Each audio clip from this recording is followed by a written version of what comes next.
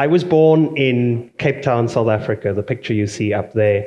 But I grew up just out of frame in a working class neighborhood, just 100 meters from the railway tracks, but still on the right side of it.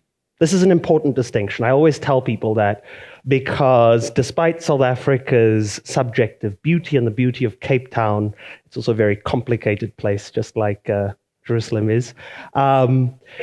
We have some very objective measures of South Africa being one of the most unequal societies in the world.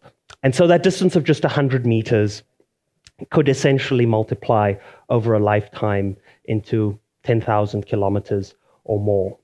And I grew up as a result of this with a sense of almost straddling two very different worlds and two very different communities. And it always left me with a very keen awareness of the way in which structural inequity impacted the outcomes of individuals and communities. And that's something that has remained with me throughout my journey. I was very fortunate through the hard work of my mother, great sacrifice on her part, and a great deal of luck. I had many opportunities. I ended up studying in the United States, becoming an engineer, went on to join a prestigious consulting firm, and back in 2015, found myself back on the continent in that role, this time in East Africa, in Kenya. And I was engaged in a consumer goods project there, but unlike the typical project where you're staying in a fancy hotel and huddled in the team room until midnight working on slides, my job on this particular project was to travel the length and breadth of the country to conduct market visits. And I was incredibly excited for this, until I hopped into the back of the little beat-up Corolla that would take me across the country. And I encountered one of the greatest structural inequities of our time, the lack of roads. Now, I didn't take this picture, and I am sad that I didn't have the foresight to document that particular trip, but this is not an atypical scene. Even on the more established roads that ran across the country, the kinds of frustrations we would face, being stuck behind really old trucks determining the pace of everyone's traffic. In fact, I like to think of, I don't know if you know those round Mercedes trucks sort of from the post-war period. I like to think each and every one of them went right there to give their dying breath and keep me from getting to my destinations. But on a more serious note, my frustration was relatively trivial compared to the impact that this was having on people's lives and on the economies in this region. What you see here is a road after it's rained, and it turns these roads into impassable obstacles for big trucks. So on a personal level, this would be, I mean, if you can imagine anything in this room, there's not much line of consumer goods in this room right now, but think about the food you were eating earlier, the coffee you were having, the things you rely on daily, both consumable and durable goods, suddenly being 100 kilometers out of reach, and that 100 kilometers representing several days' travel for the average person. You can't just pop down to the local super farmer to pick up medicine for your kid. But on the more macro level, these economies were suffering and are caught in this chicken and egg situation of how do you develop locally if you are disconnected from the global economy. And it turns out it's not a particularly localized problem. As Odette mentioned, more than 1 billion people in the world today don't have access to those all-seasoned roads and runways. And in fact, some of you may be familiar with this image, compound image of the world at night, which shows Africa not particularly well lit up outside of the big urban centers. And I want to bring you a new version of this image, courtesy of Google Maps, and it is the world according to Street View. And this is it. And it paints a very, very similar picture. There are so many anecdotes here of the ways in which this impacts local economies. I'll delve into just one very quick one because I was on this particular route myself. But there is a well-established road that runs up from the port of Mombasa all the way through Kenya to serve the landlocked countries of Uganda, Rwanda, and Burundi. Now that journey for a truck to travel from Mombasa to Kigali is about 1,500 kilometers, and it's on a relatively tarred road. Anywhere else, that would take under 24 hours. In this particular region, 7 days. And it's no wonder then that in the country, in Rwanda, the cost of imports can be up to 75% logistics costs, right? Imagine that. Imagine the impact on those economies. And in the most dire circumstances, we're talking about a continent where arable land is still greatly underutilized and only around the most established routes. And yet, despite that, we still have a case where half of the fresh produce isn't making it to market before it gets spoiled. And where emergencies and disasters strike, and we absolutely have to get goods in. The World Food Programme, the UN, will do it this way, via airdrop and helicopter airlift. And when they do, it's so costly that 98% of the cost is in the delivery. You'd be paying $100 for a $2 meal to get it delivered by helicopter. But it's not all grim, and we are here to talk about the possibilities and the future. And something amazing has happened. It's come from an unexpected place, a ray of light. And it's come in the form of delivery drones like these. This is a delivery drone from a company called Zipline that's pioneered the delivery of healthcare products, medicines, blood-for-blood transfusions, starting off in Rwanda and now moving to Ghana and Tanzania. And they have done, in the matter of a few short years, what we haven't achieved in decades of trying to build the infrastructure, fund and build the infrastructure in these places, often where it's not viable due to the densities of the populations. And they can get to anywhere within that country within just a few minutes on an on-demand model. So when doctors and surgeons desperately need those supplies, they can get them delivered immediately. But they aren't alone. UNICEF is working with companies like Swoop Aero in Vanuatu, just to broaden the scope a little bit outside of Africa. They face the challenge of having an archipelago of islands that they can't effectively serve.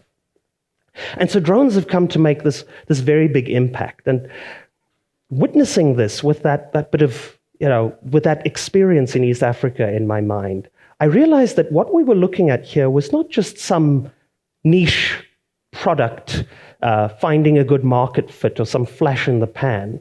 What we were witnessing was another case of leapfrogging technology in Africa. Now, some of you may be familiar with the mobile revolution that completely transformed the continent and really took the developing world by storm. At the turn of the 20th century, most places did not have proper fixed-line telephone infrastructure installed. And so with the introduction of mobile phones, suddenly we went from very few people in any given country being connected to just about everybody being connected. In fact, today in sub-Saharan Africa, there are many countries with more cell phone connections than there are people. And out of that revolution were born many, many innovations that went on to transform even the way we do mobile, such as mobile banking and payments, which took root and were pioneered in some of these countries.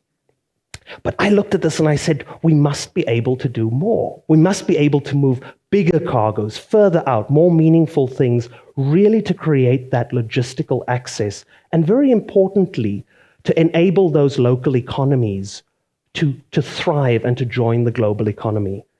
And that's when my partners and I founded Cloudline. Oops.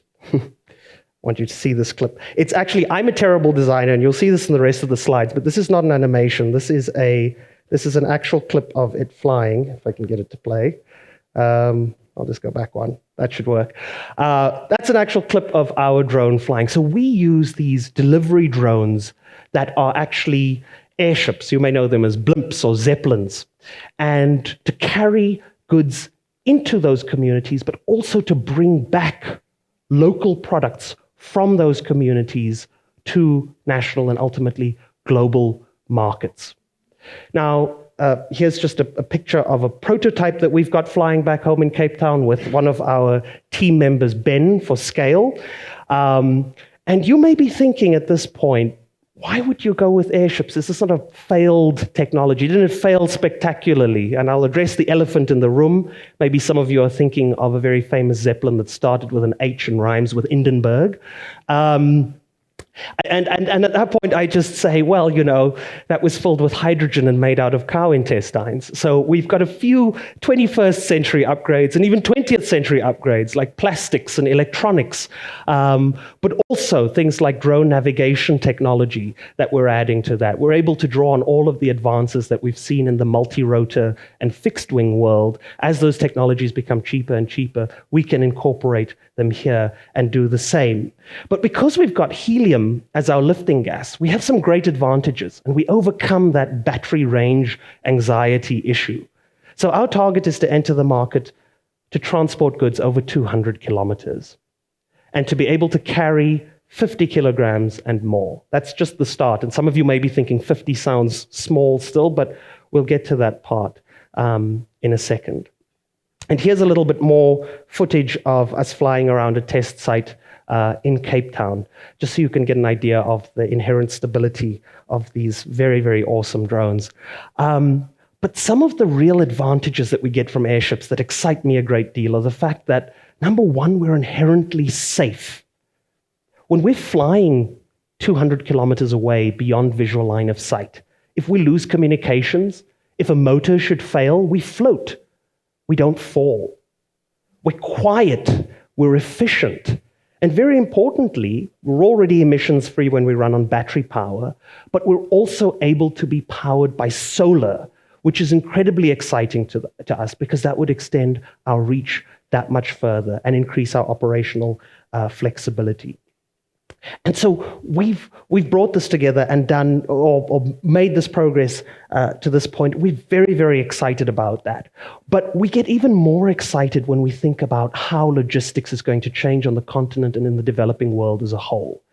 And I'd like to address, I know we can sort of speculate in a very big way on where this will go and what the future might look like. But I want to address three things that are a fundamental shift in the way that we think about logistics that are applicable to both us at Cloudline and to all of the other drone delivery companies in general. And the first part of that is the flexibility. And so here we are talking about, or rather the scalability. So here we are talking about a case where if you have, if you need to reach a remote area and you need to move just a certain amount of cargo each day, if you're going to build out a road, you have to build the entire thing. You have to spend all of the capital up front, and you have to hope and pray that you can recoup it over that period, and usually you don't. So these things are almost always subsidized. And that's why it's been really difficult to get them funded. It cannot always be feasibly done. When you do this in the new form of automated aerial mobility, you can deploy one aircraft. If you need more, you can deploy two. You can deploy that one aircraft multiple times a day. And you can start to scale as you need to meet demand. And you can create an induced demand in that way. So this is the first thing. And I've just got an example up here of how we think it will cost us about $75 a day to operate an airship that carries 50 kilograms. But if you build a new road, it will cost $2 million per kilometer. So there's no reason we can't get started on this. But this also segues nicely into the second point, which is around flexibility. And this is a really jagged image, but what it's meant to invoke is the idea that we're abandoning hub and spoke logistics. The way some of you may have felt this most in your lives is if you've ever flown anywhere and had to connect in a big hub airport. So you end up doing twice the distance to get to your destination, and you get a little bit of a cheaper ticket. But actually, the external costs, the emissions, the fuel burned, all of those things are not less when you have this roundabout route. And even airlines today that have always been limited by range are trying to fly smaller aircraft further, point to point. And this is what we're able to do. We can go from A to B, B to C. We're agnostic of the infrastructure on the ground. Being able to land on an open field means that we can remodel that entirely. And when we start layering on things like artificial intelligence and machine learning to predict where demand will arise, and we deal with cases of free repositioning because we're dealing with electrical and solar power, the possibilities really start flourishing. So this idea that we can start moving around and uprooting the entire way we've managed logistics up to this point is incredibly exciting. I'll just give you one more example here. Today, Germany is the biggest exporter of coffee. They don't produce any. But most of it passes through that country in that hub and spoke model. The kind of future I see is where a particular coffee chain, perhaps even here in Jerusalem, could be directly in touch with a farmer in Kenya or Ethiopia and order their contingent of coffee that could come directly here, just as much as they need, just in time, an entirely new paradigm for logistics across borders. And the final really exciting paradigm shift that we're seeing is emissions-free transportation, or dramatically reducing the environmental footprint as a whole. So we're already able to do this with solar-powered airships and a number of other drones that are being electrically driven, achieve this. But it's really important because as we solve challenges and design for the bottom billion, we cannot be baking in the problems that we face today in the developed world. And in fact, if I can just bring this back to a little bit of a first world problem maybe that we face and haven't yet fully resolved, how do you get your electric car from Fremont, California to Oslo, Norway, without putting it on a ship that burns bunker oil and produces a year's worth of driving emissions on the way there? Very importantly, that's not the only trip the car's going to take. Every single component and manufactured good there has done multiple trips across the world, from when the ore was mined to when it was refined to alumina, to when it became aluminium, and then finally made it into the body of the vehicle. It's done many, many return trips. So what excites me here is our opportunity to start creating green supply chains, something that we're going to have to address and solve. And the opportunity as we bring this in from the start in the developing world is twofold. One, we are not denying people in the developing world their growth and saying we must cap that growth in order to curb our emissions. But very importantly, because emissions anywhere are effectively emissions everywhere, we're able to then slowly transform our global supply chains from that as a starting point. And it's very, very exciting for us to be a part of that. But just one other thing I'd note, if we think about some of that beauty that we saw initially, and that being one of Africa's greatest natural resources, it's also a question of whether we want to be tarring all over this and infringing upon some of our greatest natural resources. So when I see this map right here, I don't just see a challenge or an opportunity.